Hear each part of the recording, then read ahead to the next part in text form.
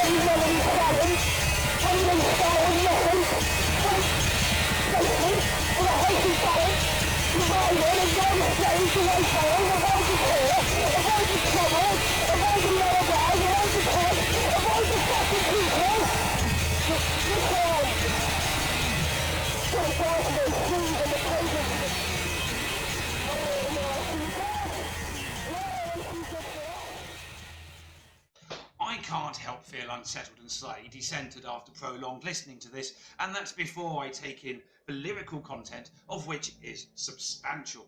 Imagine Napalm's deaf anti-establishment sarcastic prose, amplified, turned inside out and crumpled up and distorted and screamed from the cell next door in a dilapidated insane asylum in which you barely consciously reside in a ketamine-induced fugue state, and that's kind of where we're at with this. As the track develops, there are hums and tones stretched out over a longer period of time, and if I reduce those in my mind, they are musical. It took a couple of plays to realise that nuance, and this is where slowly but surely the glue that binds all of this madness that is a corpse paint and begins to take effect, and one is able to garner some appreciation for the project. Next up is an excerpt from a track which for me was a tad more listenable, and which the lyrical content seemed to be, to me, more fluent. Although still no doubt the product of improvisation, the verbosity within comes across more coherent and striking in its delivery, but I will talk about that afterwards. Next on my list to share with you is a bottle best opened in Clinician.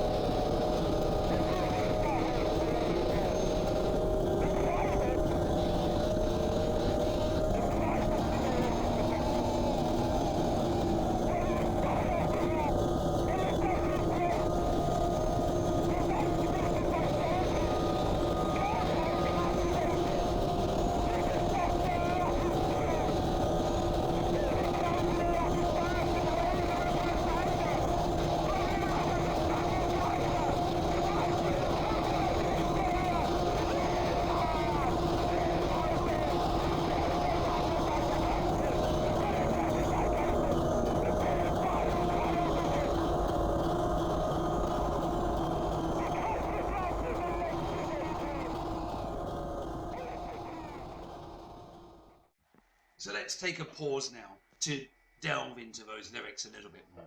Here we go. The everyday cliche, routine depression and the glamorization of misery, the monotony of all too often, when nothing changes, In public be upstanding, you must pretend in loathing to worship the moment, no matter how bitterly slow it seems, and overlook the wasted time as it builds up in frustrated memories called regret. Regret those happy lies, but don't stop proliferating them.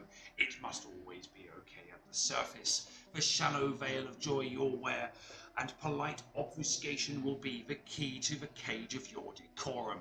In company you must talk amicably and acknowledge them as humans like yourself.